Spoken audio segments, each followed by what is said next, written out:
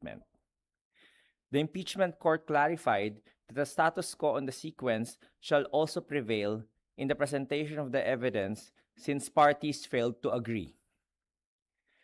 As to the presentation of evidence in chief for Article 1, the impeachment court clarified the House prosecution status quo on the sequence shall also prevail in the presentation for Article 1, while House prosecution panel's Congresswoman Laila De Lima delivered the opening statement. After the presiding officer sustained the objection of Respondents' Counsel, Attorney Michael Powa, the House prosecution panel's Congresswoman De Lima's opening statement was ordered to be cut short for violating the order of the presiding officer not to make any conclusions of fact and law. For the testimony of House Prosecution Panel's first witness, Violeta Constantino, the House Prosecution Panel's Congressman Joel Chua conducted direct examination of Land Bank Shaw Boulevard's retired branch manager, Violeta Constantino. After the direct examination, the Respondents' Counsel, Attorney Michael Powa, manifested that they do not have any cross-examination questions for the witness. The witness was excused at 11:41 a.m. During the direct examination, the Respondents' Counsel, Attorney Powa, agreed to stipulate on several matters. 1. The witness's capacity and ability to identify the subject checks. Number 2, the existence and authenticity of the subject 4 checks being testified on for 125 million each. Number 3, that the said checks were encashed by Ms. Gina Acosta as Special Disbursement Officer or SDO on the dates indicated in the checks. Number 4, the signatures of the teller, approver, and verifier on the dorsal side of the checks. During the start of the presentation of the prosecution's evidence in chief for Article 1, Senator judges rigorously interpellated the witnesses and manifested critical observations to the respective parties.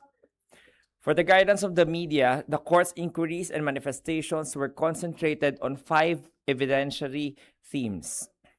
Number 1, assessment of banking thresholds and procedural deviations.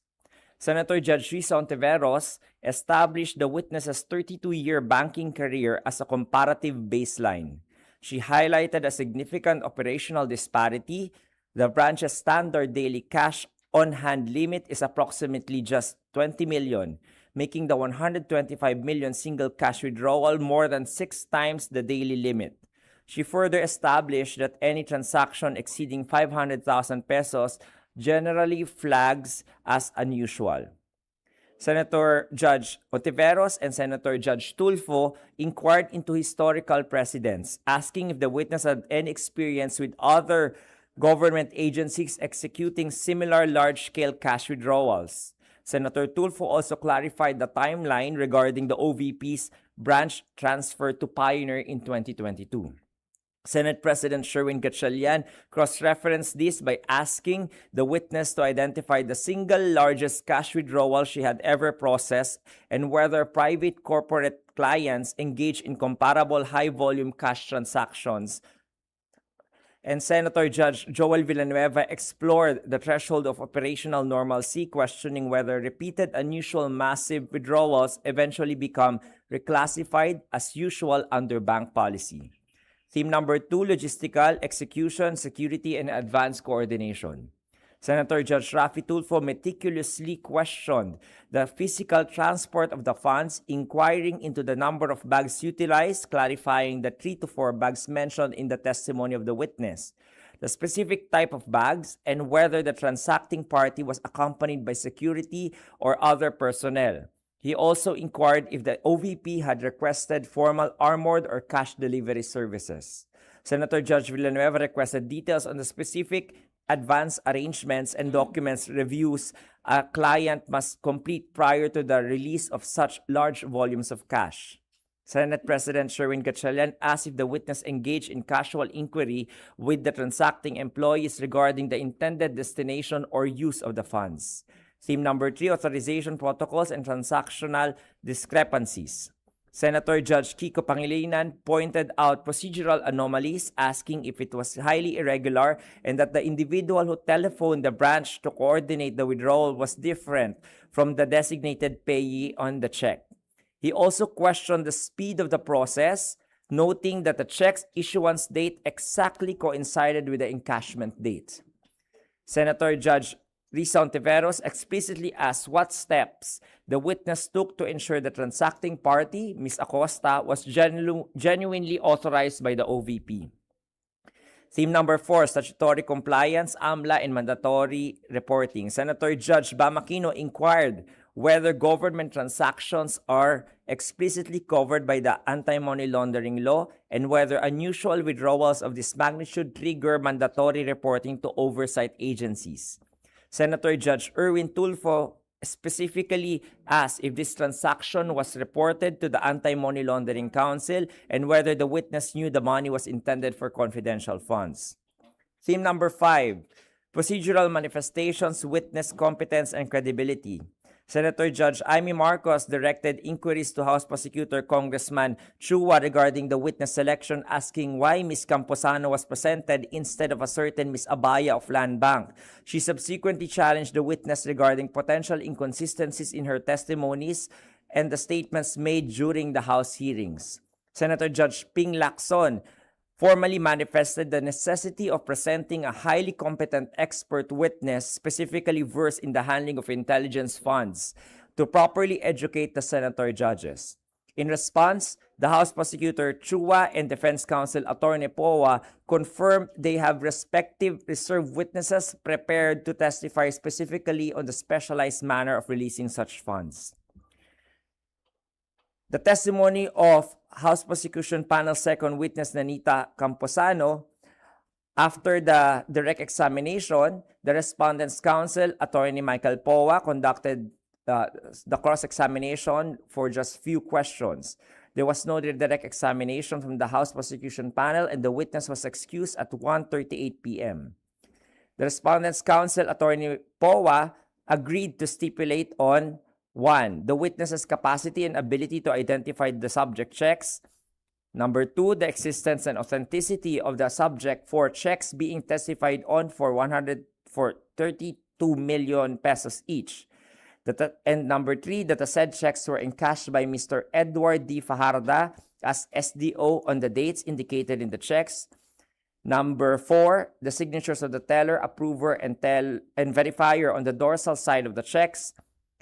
Number 5, that the checks were funded by the Bureau of Treasury for the account of the Office of the Department of Education. For the guidance of the media, the court's inquiries have been categorized into 4 evidentiary themes. Number 1, statutory definition versus operational semantics. As to the AMLA compliance, Senator Judge Ping Lacson and Senator Judge Bam Aquino led a critical legal clarification regarding how transactions are classified. Senator Lacson clarified for the record that the term unusual does not exist in the AMLA statute. Senator Judge Aquino, however, probed the witness's personal understanding of these distinctions, asking who specifically determines if a transaction is a suspicious transaction, to which she answered she is responsible for reporting. When asked if a report was actually filed for the transaction, the witness invoked her confidentiality duty under the law. Senator Judge Villanueva directed the witness to BSP Circular 12-15 to cross-examine her technical understanding of what the Central Monetary Authority defines as an anomalous transactions. Theme number 2, verification protocols and agency authorization. Senator Judge Raffy Tulfo questioned the bank's documentary basis for recognizing a certain Mr. Fajarda as a DepEd Special Disbursement Officer. The witness admitted no specific authorizing documents were submitted to the branch.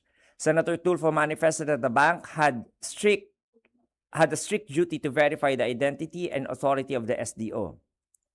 Senator Ontiveros asked what specific mechanisms the witness relied upon to know that the withdrawal was genuinely authorized by the DepEd.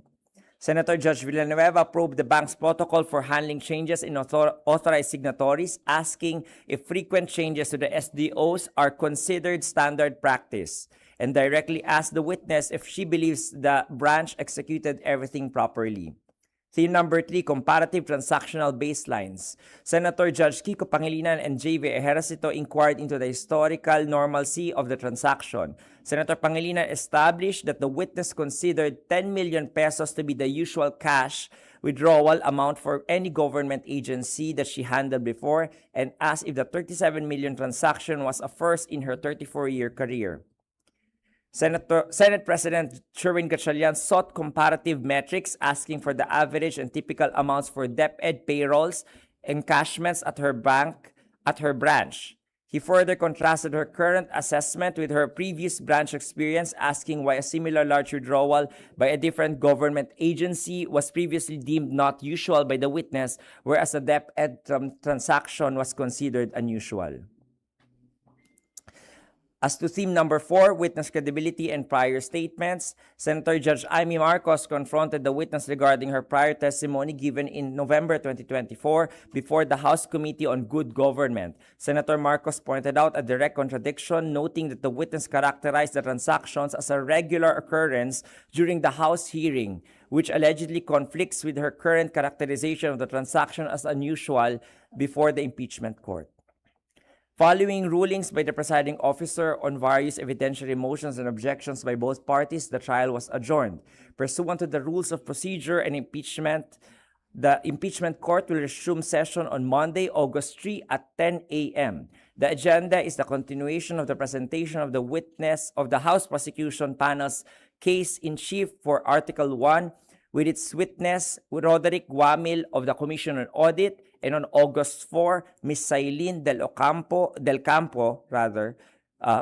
of the Commission on Audit, and for August 5, 2026, Ms. Marivic Pareja of the House of Representatives. I am ready to take questions. Nympha. Yung presentation mo ay para sa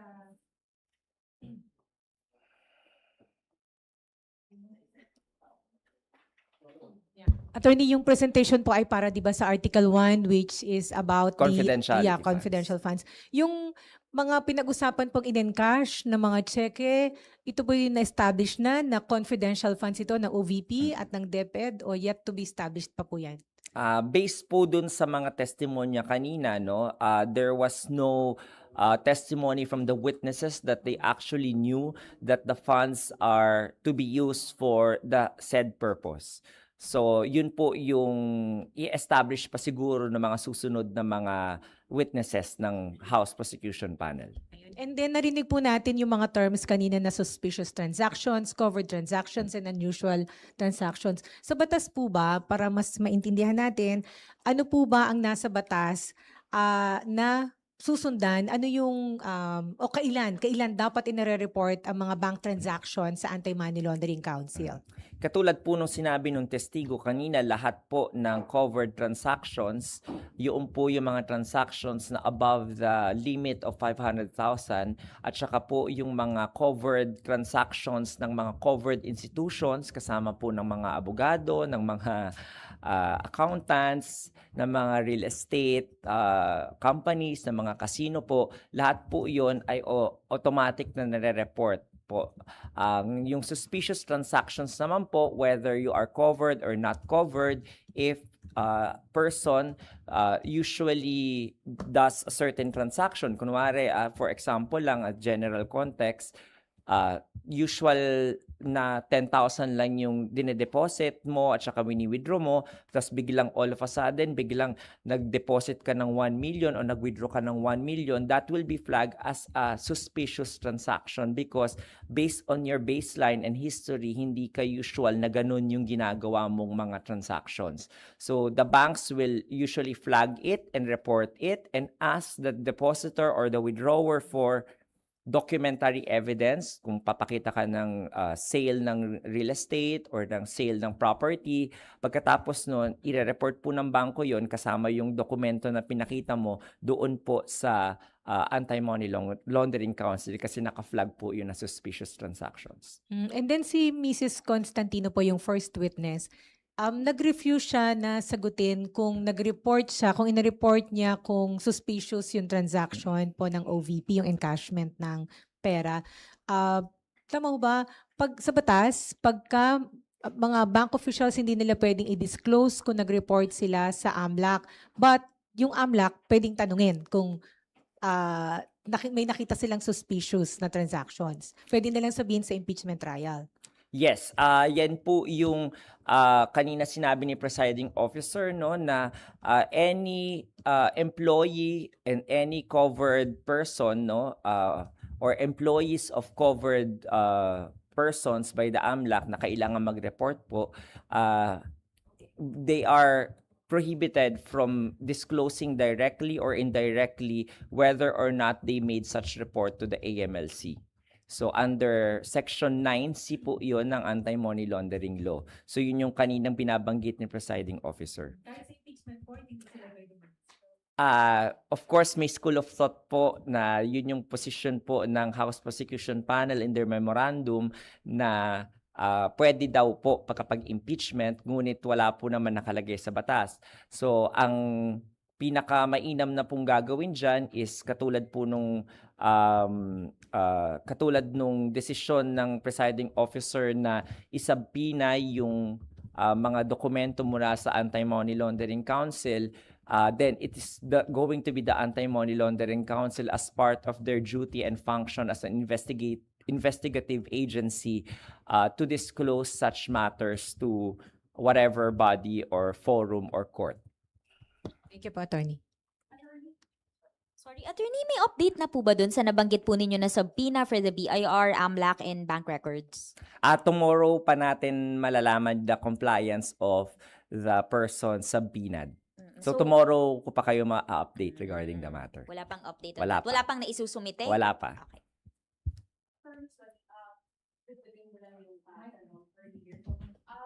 So it does not necessarily mean na pag unusual siya sa usual na banking transaction ng either agency or an individual based on the law, it is already deemed as illegal. Tama po ba? Tama. Okay. But then if they It is a determination of the bank. Mhm. Kasi sila ay nakakita ng records of each depositor if they will flag it as suspicious transaction. Okay. And if they are being supported by necessary documents, so yun na yun. Usually that's the SOP, the standard operating procedure of the banks.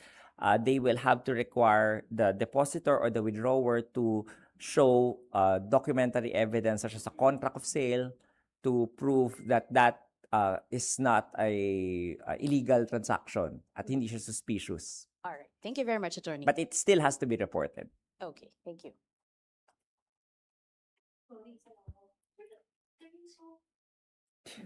Hindi pa na-given yun, yung pinag-uusapan natin yung $500 million na withdraw. Ito, given na yun ang confidential funds yun. So it has yet to be established. Opo, kasi yung kanina pong mga witnesses ng ating prosecution, they can only testify on their personal knowledge on the transaction regarding the withdrawal and encashment of the check. So their personal knowledge are limited to those facts alone. So katulad ng pagtatanong ko sa kanila kanina kung natanong ba, sabi ni Senate President Sherwin Gatchalian, parang wala ba kayong pag-uusap ng mga kasama, 'di ba, nung payee, hindi mo ba natanong kung para saan ba 'yan? Tapos wala naman daw ganun na naalala siyang nangyaring conversation nila. So in the days to come, the prosecution should be able to establish na itong withdraw ito ay confidential. Sir, yun yung laman ng article. Tama. I think that is the process of the prosecution, no? Talagang inililay down muna nila yung mga flow ng money. And then afterwards, nung tinanong sila kung magpapresent pa sila ng expert na gumagamit ng intelligence funds, no? Ni Senator Judge Ping Lacson, they said that they have reserved witnesses for that. So they will be able to show and even the defense will be able to show kung paano nga ba yung kinaklasify ang funds and paano hinahawakan ng isang intelligence or confidential fund ng isang ahensya.